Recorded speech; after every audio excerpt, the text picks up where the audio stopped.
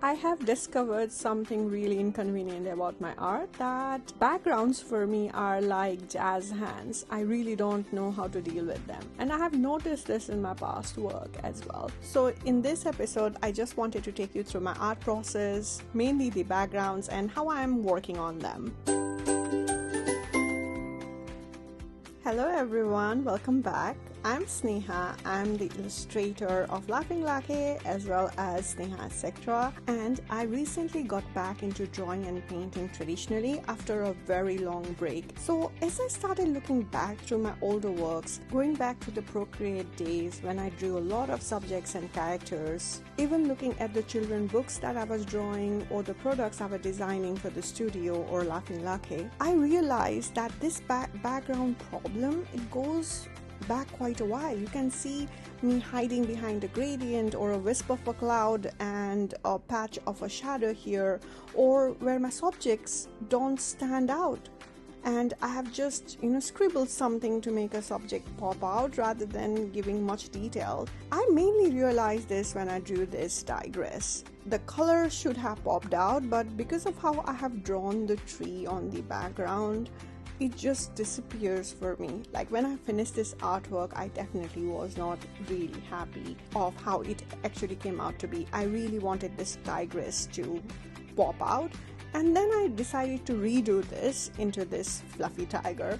This tiger, I don't know why, he makes me feel so happy. But one thing I understood after learning was I really need to mute a bit of my background in comparison to my subject. Like the color don't need to be vibrant for the background, right? So the tree, the color can be a little bit grayish, and the foliage can be a little bit blurry. They don't need to be very particularly popping out or distinct or defined. Yes, that's the word, defined.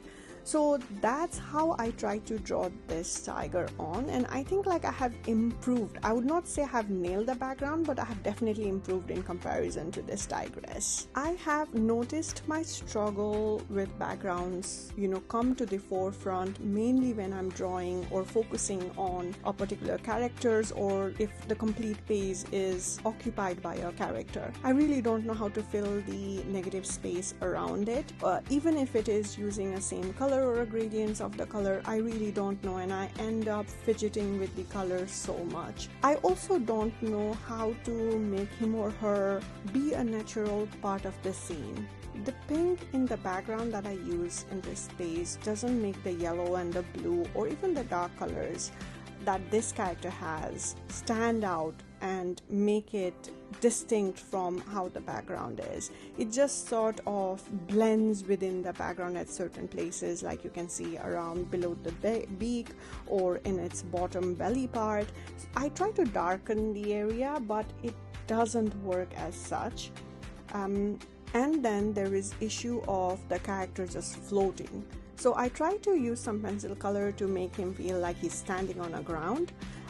However, it doesn't work. It just stands out like a sore thumb. So I erase it and use watercolor, make it more gradient-ish ground so that it blends in. Then I try to pencil in around the character so that the darkness within its edges make the character pop out, but it rather looks very unfinished. I don't know if I had used aquarelle color here, it might have helped, so that whenever I use a paint or a wet brush, it blends in better with the background. But I'm not sure if darkening it with the color pencil here is working so much. As you can see, it looks very unfinished for me. So that's another mistake that I have done here. So far what I have learned is my characters don't stand out the moment I add some background. My background don't feel like they are part of the whole scene that my characters are in. And with these two